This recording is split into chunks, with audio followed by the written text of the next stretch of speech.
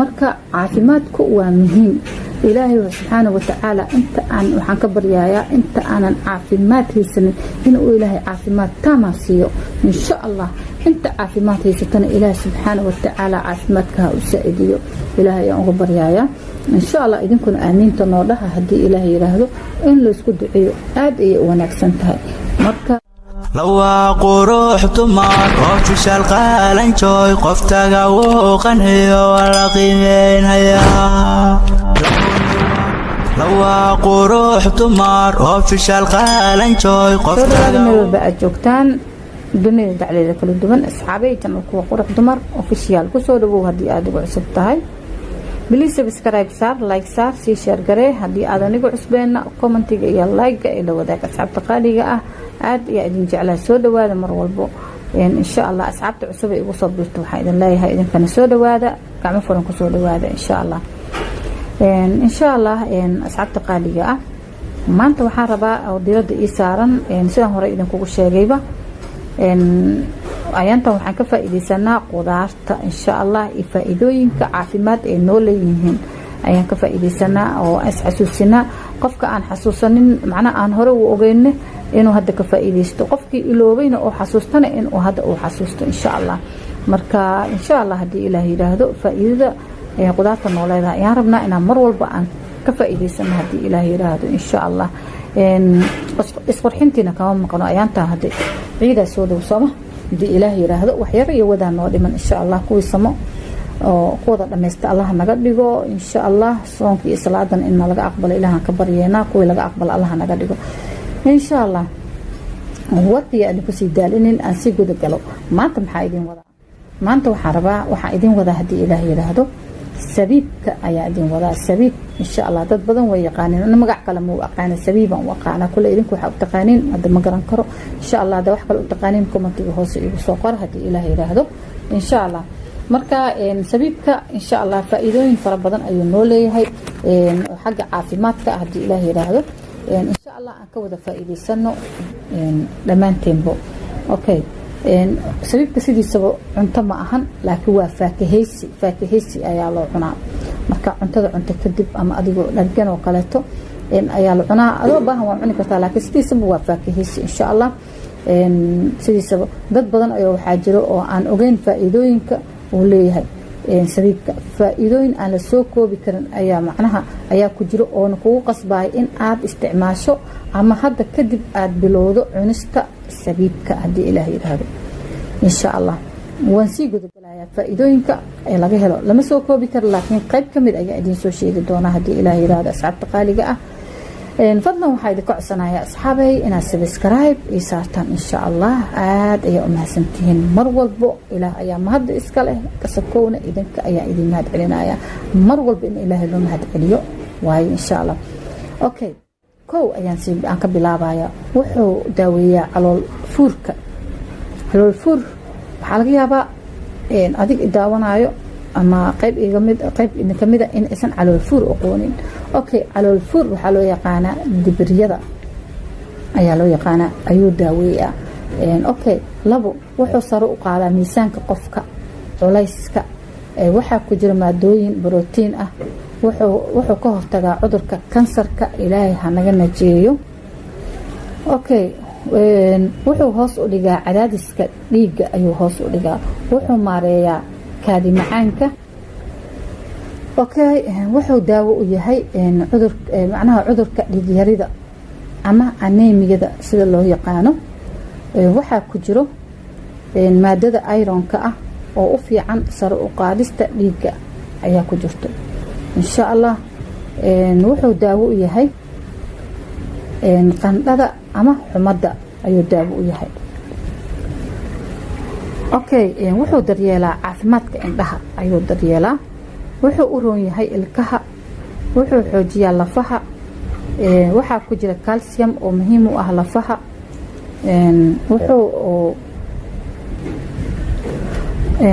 wuxuu ka hortagaa wuxuu ka hortagaa aashitada ayuu ka hortagaa aashitada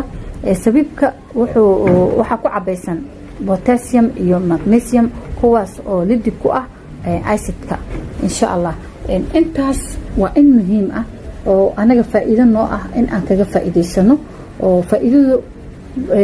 qudaar walba waxay leedahay faa'iido u gaar ah marka sabiibka oo aad cunto intaas oo faa'iido ayaad ka helaysaa marka mar hadaa idin dhahay inta idin soo sheegay waa in aan la soo koobi karin insha Allah oo qof walba oo bini aadan uu uga faa'iideysan karo hadii Ilaahay yiraahdo sabiibku wax qadarkiisa aad u yar yahay waa lacagtiisana aad u yar tahay annagana faa'iido noo ah hadii Ilaahay yiraahdo marka waa isxasuusin in aan maxaa dhahay isxasuusino oo aan ka faa'iideysano qudaarta hadii Ilaahay yiraahdo jirkeena muhiim ayuu u yahay qudaarta saa idin sheegay wuxuu u rooyahay idin dhahay calool fuurka ama dibiryada qofka hadii uu dibirsan yahay aad ayuu ugu wanaagsan yahay oo maxaa la dhahay isticmaalkiisa in uu isticmaalo marka insha Allah kansarka ayuu ka hortagaya Allah naga najiyo kaadi macaanka sidoo kale uu fiican yahay qofka qabo inuu aad u isticmaalo oo maxaa la dhahay aad ay daawo ugu tahay wuxuu hoos u dhigayaa leeyahay cadaadiska dhiigga ayuu hoos u dhigaa wuxuu maareeyaa kaadi macaanka sidaan hore ku sheegay wuxuu daawo u yahay cudurka dhiig yarida qofka hadii uu dhiig la'aan hayso ama uu dhiigga ku yar yahay ama qof weyn ha ahaado ama qof yar ha ahaado hadii uu isticmaalo dhiigga ayuu u saacidinayaa marka muhiim waaye midaas aad muhiim u sii ah laftigeeda qofka dhiig la'aanta qabo in uu ka sii faa'iideysto insha Allah ilmo yar iyo qof weyn sabiibku waa wada cuni karaan saacidin sheegay sabiibku waa faakaheysi insha Allah wuxuu daawo u yahay wataan idin sheegay dhigyada Soomaal wuxuu daawo u yahay qandhada ama xumada qofka hadii qandho ay hayso daawo ayuu u yahay inuu isticmaalo oo cuno sabiibka wax weyn ma ah sabiibku waa miro yar yar oo iska faakaheysi ah oo aad cuni karto xilli kasto aad u baahan tahay insha Allah oo aad maxaa laha awoodi karto in aad cunto maadaama uu faakaheysi yahay wuxuu u roon yahay ilkaha waa idin soo sheegay maahano aan ka faa'iideysano asxaabay ilkaha wuxuu u roon yahay indhaha ayuu aad u roon yahay indhaha qofka daciif haduu ka yahay xataa ma sha Allah indhihiisa nuurkiisa uu soo kordhaya waa sabiibka insha Allah macnaha caafimaadka indhaha aad ayuu u daryeelaa marka ilkahana waa idin sheegay Soomaha wuxuu xoojiyaa lafaha sida idin sheegay waxa ku jiro calcium ayaa ku jiro Soomaha soo raali ahaadayaan guriga banaanka meel walba buuqa ka jiro ka raali noqda insha Allah inaan kala faa'iideysano aad ay wanaagsan tahay marka sabiibku waxa soo koobi karna ma ahan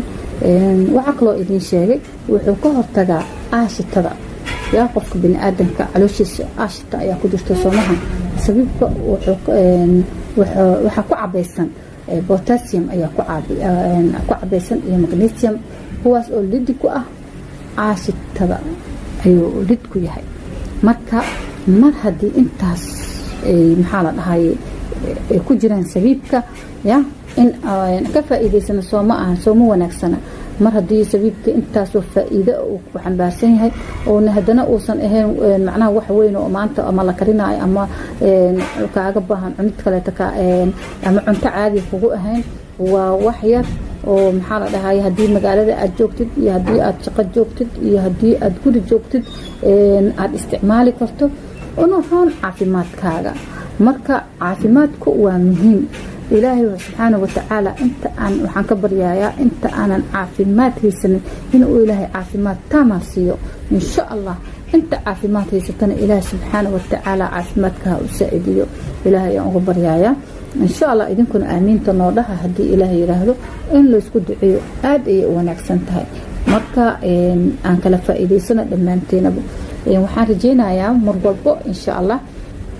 in aad xasuuso doontaan oo aad ka faa'iideysan doontiin markaan qudaar walbo magaceeda idin soo qaado faa'iidadeedana idin soo daba dhigo inaad ka faa'iideysan doontiin aad ayaan u rajeynaa hadii Ilaahay yiraahdo insha Allah anigana waa isku dayi doonaa qudaar walbo inaan hal idin kuga soo qaado faa'iidadeedana idin soo dhigo hadii Ilaahay yiraahdo ina taasi waxayna kamid tahay in la isxasuusintuna aad ay u wanaagsan tahay waxa jiro aad faa'iidadeeda aad og tahay laakiin hadana aad ilowsan tahay ayaa jiro Soomaan marka xasuusinna way noo tahay inaan isxasuusino insha allah. qudaartu waa muhiim waana laga maarmaan in aan ka faa'iidaysano difaaca jirkeena aan aad u adkayno haddii ilaah yiraahdo insha allah. marka asxaabta qaaliga ah isqurxintiina meesha kama maqno insha allah. waxaan rabaa inaan soo dhexgeliyo isqurxintiina aan ku soo daro oo waxaan rabaa boorka in la iska qaado ayantaan xogaa xawaaciidiga soo dhow haddii ilaah yiraahdo way soo carfaysaa. ilaahay samay soo caadaha nagu gaarsiiyo haddii ilaah yiraahdo insha allah. marka ayadana waa idin soo dhexgelinaya haddii ilaah yiraahdo. marka insha allah warkaya idinku badinin maanta waxaan halkaas casharkeena ahaa sabiibka iyo faa'iidooyinka uu leeyahay. marka waxaan rajeynaynaa aad uga bagan doontiin haddii ilaah yiraahdo. aadaan u mahadsantihiin sida wanaagsan aa iigu xirantihiin waa idinkaga mahad celinayaa insha allah. mar koowaad iyo mar labaad iyo mar saddexaadna waxaa idinka codsanaya insha allah inaad subscribe haddaadan ii ahayn aad ii saarto aadan ila dhaafin insha allah. gambaleelka haddii uu ku furnayna aad furato insha allah si aa ula socotid casharada aan soo dhigo. haddii maxaa la dhahay aad intaas soo bisan sheergarey si asxaabta kale ay uga faa'iidaan ayagana ay u xasuustaan maxaa la qudaarteena faa'iidada ay leedahay insha allah. marka muhiimadu agteeda muhiim ayaa ka tihiin insha allah. marka waxaan idinkaga tagayaa haddii ilaah yiraahdo waxaan idin leeyahay ramadaan mubaarak. waxaan idinkaga tagayaa salaanta islaamka. asalaamu calaykum waraxmatullaahi wabarakaatu.